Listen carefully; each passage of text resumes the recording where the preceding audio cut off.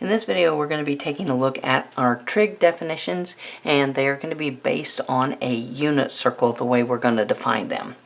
We're going to say that we're going to let theta be a real number, and we're going to let p, the ordered pair xy, be a point on the unit circle that corresponds to our theta. Then we can define the 6 trig functions as follows. Alright, so what I've done over here is I've drawn a little picture. It's a unit circle because the radius is equal to 1. Alright, so that is what defines it as a unit circle. And we're going to let an arbitrary point around the circle anywhere be denoted by P with the ordered pair xy. Alright, and then the corresponding angle there is going to be theta, and it's going to be a real number. Alright, so if we do that, then we can define the sine of theta as y. So the second coordinate there will be our sine of theta. Cosine of theta is going to be x. The first coordinate in that ordered pair on the unit circle will be x, will be cosine. Tangent is going to be y over x, alright, or as another common definition, it would be sine over cosine. Well, y corresponds to sine, x corresponds to cosine, so sine over cosine, or y over x if you're referring to your ordered pair.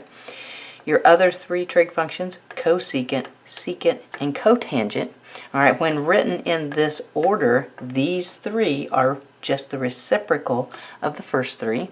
So then that would mean cosecant would be 1 over y, because this is y over 1.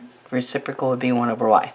Secant of theta would be 1 over x, because that's the reciprocal of x, because it's x over 1. And then cotangent is the reciprocal x over y, because over here tangent is y over x. Alright, also you can think of this as cotangent is cosine over sine. X corresponds to cosine, y corresponds to sine. So lots of different ways to look at this, but this is just one way. Using a random point on a unit circle, you can use these as your trig definitions. Alright, now we'll do one example using these definitions. Alright, so let's suppose that your directions say that you're given theta is a real number and the given point, so this point, is on a unit circle that corresponds to that theta, and they want you to find all 6 trig values. Alright, so the first thing that I might do is, it doesn't matter where this point is on the unit circle, just the fact that it is on a unit circle. So I might sketch it to figure out what quadrant I am in here. So if we did just a real quick rough sketch. Okay, not real accurate here. We'll try to get a little circle going. Okay, we are going to assume that this is a unit circle, so this would have to be 1, 0 right there if this is a unit circle, radius 1. Alright, now this ordered pair, if I start at 0, 0, negative, positive, that means this point has to be in the second quadrant. So I'm just going to put it right there, and then we'll label it negative 1/2 square root of 3 over 2, just so we get a visualization.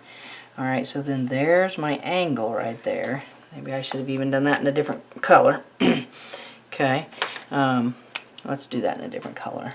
So there's my point, and there's my angle. Alright, so here, there's my theta. Okay, so we have our little visualization here. Our point is in quadrant 2. Okay, so going through our definitions here, we had the sine of theta was equal to y. Alright, well, go back up there, look at your ordered pair. This is x and this is y. So all you have to do is take that y coordinate. So then we know that the sine then is square root of 3 over 2. Okay, cosine theta we defined as x. And our trig definition, so look up at your ordered pair, your x value is negative 1/2. Okay, now for tangent, you might have to do a little bit of work for tangent, because tangent of theta we defined as y over x. Okay, so let's work out a little bit of math here. We're going to put our y in, so square root of 3 over 2 all over, now put in your x, negative 1/2. Okay, now that's complex fraction. Hopefully you know that the shortest way to simplify that would be to multiply through by the least common denominator, which is going to be a 2. So if I do that, my 2's cross out. I do that, my 2's cross out. Alright, and then I'm going to get a negative square root of 3. Okay, so now we've got our first 3. Now if you trust your calculations on that, and you remember that the second 3 trig values are just reciprocals of those, then you can do the second 3 really quickly. Okay, so then that would mean that the cosecant of theta is going to be the reciprocal here, which is 2 over square root of 3. Alright, and depending on your teacher and what country you're from and what your requirements are, a lot of people are allowed to leave it like that. Usually in the United States we like to rationalize that. Alright, so if I rationalize that, I'm going to multiply by square root of 3 over square root of 3, which means then that's going to simplify to a 2 square root of 3 over 3. Alright, but either one of those, alright, are equivalent for your cosecant. Alright, now let's take a look at our secant theta. Alright, again, it's going to be the reciprocal of negative 1/2, which is just going to be a negative 2. And then the reciprocal of our tangent will be our cotangent theta. Alright, so this is really over 1, so then this is going to be a negative 1 over square root of 3. And then here again, that's a perfectly acceptable answer. Alright, however, if you are asked to rationalize this to get rid of that square root in the bottom, you would multiply by square root of 3 over square root of 3. Alright, which would then give you a negative square root of 3 over 3. Again, both of these are equivalent answers. Both of these are equivalent answers as well.